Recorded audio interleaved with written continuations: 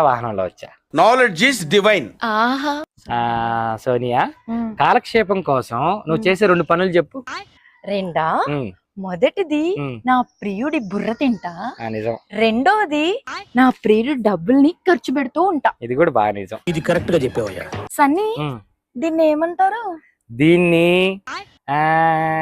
అర్ధ చొక్కా అంటారు. ఏం చెప్పావురా? డింగర బుచ్చి. సోనియా, ఆ, నేను ఒకటి అడిగేదా? అడుగు.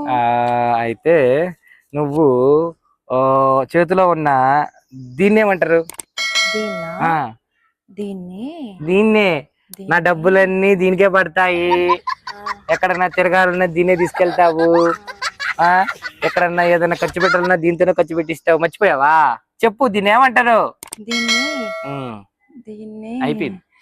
దీన్ని కష్టం గాని ఫోన్. ఇక తీసుకొని. సరే అయితే కంగ్రాట్స్.